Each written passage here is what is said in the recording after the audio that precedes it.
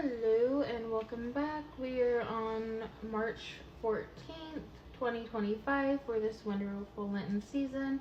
The first reading is Ezekiel chapter 18, verse 21 through 28. And here we go. But if a wicked person turns away from all his sins and begins to obey my laws and do what is just and right, he shall surely live and not die. All his past sins shall be forgotten, and he shall live because of his goodness. Do you think I like to see the wicked die? Asked the Lord. Of course not. I only want him to turn from his wicked ways and live. However, if a righteous person turns to sinning and acts like any other sinner, should he be allowed to live? No, of course not. All his previous goodness will be forgotten, and he shall die for his sins. Yet you say, the Lord isn't being fair. Listen to me, O people of Israel. Am I the one who is unfair, or is it you? When a good man turns away from being good and begins sinning and dies in his sins, he dies for the evil he has done. And if a wicked person turns away from his wickedness and obeys the law and does right, he shall save his soul.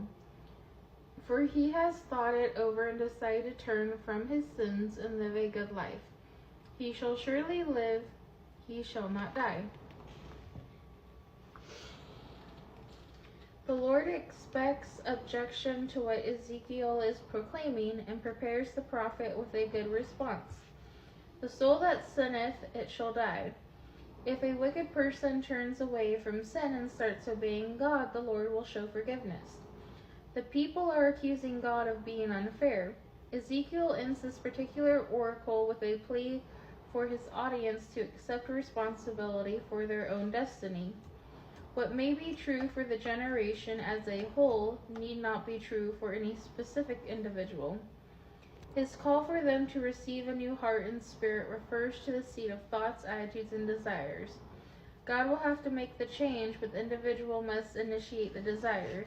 Faith, repentance, and obedience that are the same divine gifts and human duties.